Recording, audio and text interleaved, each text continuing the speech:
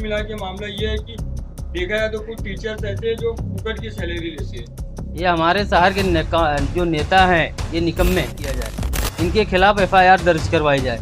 लेकिन मुझे नहीं लगता कि महानगर पालिका इस तरह कदम उठाएगी, इसलिए हम ये स्कूल अवैध स्कूल बिल्कुल चलने नहीं देंगे शहर के अंदर, क्योंकि बच्चों के भविष्य के साथ खिलवाड़ हो रहा है। इनकी सर्टिफिकेट एलसी वगैरह का कोई मतलब नहीं निकलता है और जनता से मैं अपील करता हूँ कि ऐसे स्कूलों में ना डालकर इनको अच्छे स्कूलों में डालें या म्यूनसिपल स्कूलों में डालकर। ऐसे बहुत सारे स्कूल हैं तो बहुत सारी सुविधाएं नहीं है, परमिशन आंख बंद करके दी जाती है, शिकायत करने पे वो विजिट करके यहाँ से उनका पैकेट चला जाता है, कोई कार्रवाई नहीं होती। अगर आप हमें सपोर्ट करना चाहते हैं तो हमारे YouTube चैनल द माइक को सब्सक्राइब जरूर करें। भिवंडी शहर में एक अनोखा ट्रेंड जो बन सकता है ब्रांड।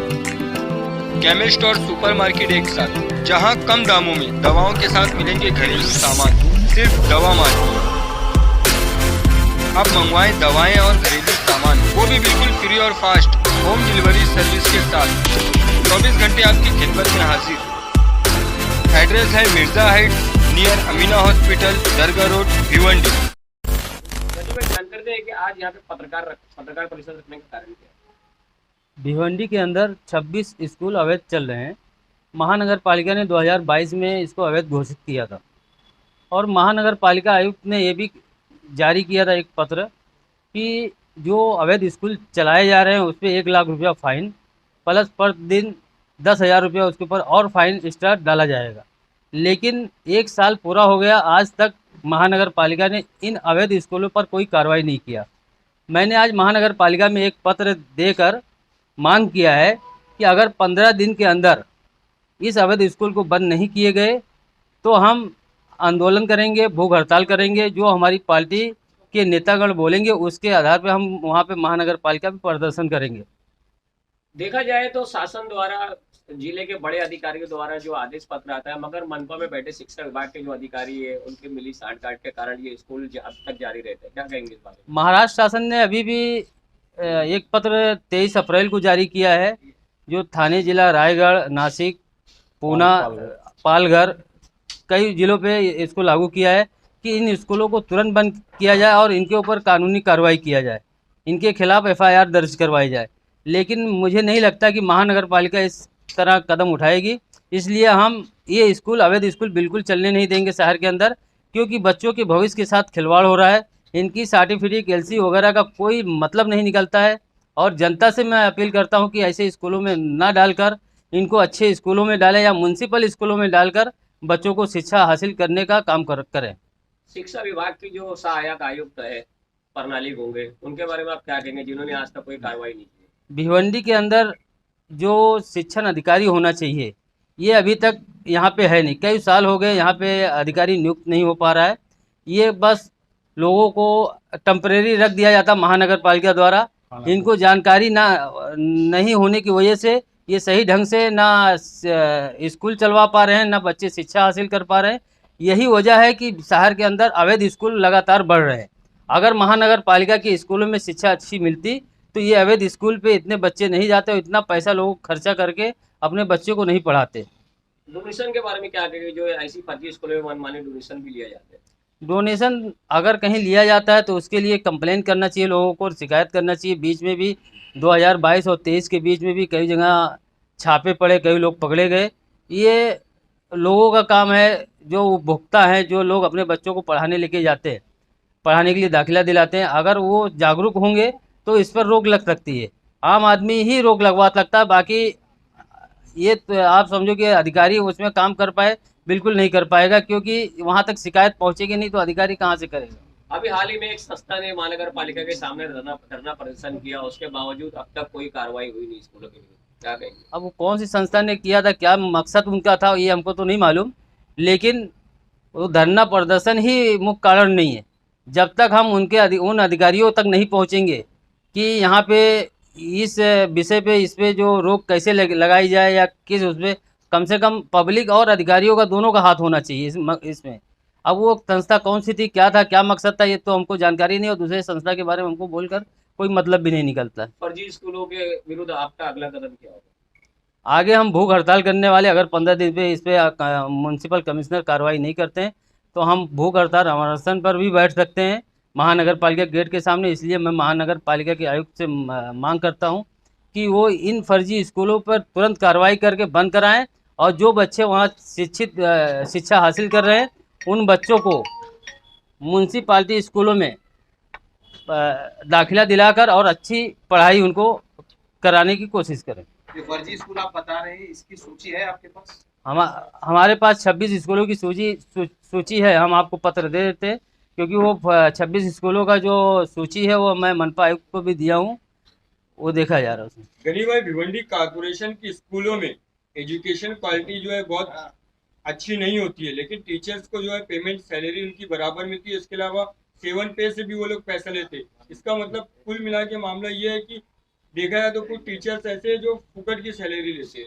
ये हमारे शहर के जो नेता हैं ये निकम्मे हैं। ऐसे निकम्मे नेताओं को घेरना चाहिए। ये पत्रकारों का काम है कि ऐसे निकम्मे नेताओं को घेरे जो क्षेत्र में अपने वार्ड में काम कर रहे हैं और अपने स्कूलों को नहीं देख पा रहे हैं। बहुत ऐसे नगर सेवक है जो पीली स्कूल जो बोला जाता है म्यूनसिपल का, उस स्कूल के दरवाजे को नहीं नागे होंगे भिवंडी के अंदर, तो उसमें शिक्षा कैसे मिलेगा। यहाँ तक कि टीचरों तक उनको ये नहीं मालूम कि इस स्कूल में टीचर कितने हैं, प्रिंसिपल आता है नहीं आता है। ये नगर सेवकों का भी काम है, हम उनको वोट देकर जिताते हैं, तो ऐसे नगर सेवकों को ना चुना जाए, पब्लिक को नहीं चुनना चाहिए जो हमारे बच्चों की भविष्य के साथ खिलवाड़ करे। मिश्रा जी, क्या कहेंगे फर्जी स्कूलों के बारे में जो अभी आपने पत्रकार परिषद में? मेरा इस विषय में ऐसा कहना है कि ये बहुत बड़ा रैकेट है और ये सिर्फ यहाँ से नहीं, यहाँ से लोकल से लेकर के मंत्रालय तक। जैसे पान पट्टी खुल गई है आजकल चाय की, जैसे अमृततुल, ये चाय वो चाय, अमका चाय, गली गली में चाय की दुकानें, पान टपरी खुल गई है, ऐसे स्कूल्स खुल गए हैं। चिंता का विषय है, कई स्कूल ऐसे हैं कि लगता है उसमें आज ये कल में गिर जाएंगे। ये जर्जर अवस्था में कैसे परमिशन दे देते हैं? इसका बायलॉज है, कोई फॉलो अप करता ही नहीं। खाली बात 26 स्कूलों की नहीं, मैं तो अपील करता हूँ अध्यक्ष साहब से भी, गनी साहब से, कि ये बाकी के जो स्कूल हैं इनलीगल तरीके से जो चल रहे हैं उसका बायलॉज होता है। 22 बाई 22 का कमरा चाहिए, उसके अंदर हैंडीकैप के लिए अलग से व्यवस्था सीढ़ी की चाहिए, लेडीज़ टॉयलेट बाथरूम चाहिए, हैंडीकैप का टॉयलेट बाथरूम चाहिए, फायर सिस्टम चाहिए, CCTV कैमरे लगे। इतनी बड़ी स्कूल और इतनी जूनी स्कूल जिसको पर सारी मान्यता है हर तरह की, और काफ़ी, मैं खुद वहाँ से पढ़ चुका हूँ, चाचा नेहरू स्कूल। ऐसी संस्था के अंदर जिसमें 2000 से ज़्यादा, कई हज़ार बच्चे पढ़ते हैं, इंग्लिश माध्यम, एक CCTV नहीं। और आप देख रहे हैं बच्चों की चोरी होने की घटनाएं दिन ब दिन हो रही है। आप सोचो कि इतनी बड़ी संस्था के अंदर एक CCTV नहीं लगा हुआ है, एक कैमरा नहीं लगा हुआ है। ये मैं बहुत बड़े स्कूल का नाम ले रहा हूँ इस मंच से और पूरी जवाबदारी के साथ चेक करके आ गया हूँ कि आज उस वैसे स्कूल के अंदर CCTV कैमरा नहीं लगा हुआ है। ये संस्था के ऐसे बहुत सारे स्कूल हैं, तो बहुत सारी सुविधाएं नहीं है, परमिशन आंख बंद करके दी जाती है, शिकायत करने पे वो विजिट करके यहाँ से उनका पैकेट चला जाता है, कोई कार्रवाई नहीं होती है। अंधाधुंध कारोबार है ये, बहुत बड़ा रैकेट है ये।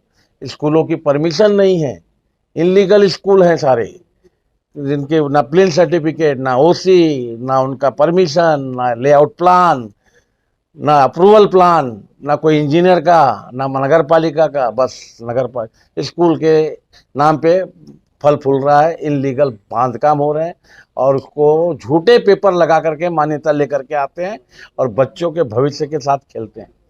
आप विचार कीजिए, आपका मेरा बच्चा अगर उस स्कूल में पढ़ रहा है, इनलीगल स्कूल में, आज GR के हिसाब से स्कूल वो बंद करने का आदेश आ गया, उसका 3 साल 4 साल मेरा जो बच्चा पढ़ा है उसकी कोई सर्टिफिकेट की क्या मान्यता है? फिर से वो पढ़ाई करे, फिर से वो ये करे।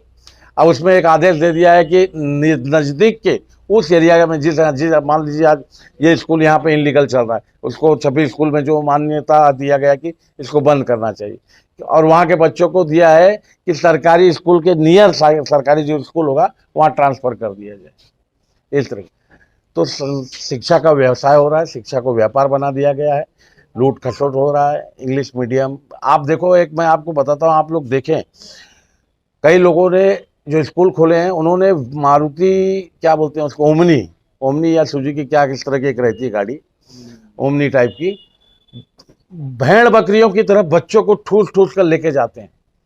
और स्कूल के ओमनी के पीछे आगे पीछे बैनर लगाए, फलन का इंग्लिश मीडियम स्कूल, फलन का ये इंग्लिश स्कूल, समझे ना।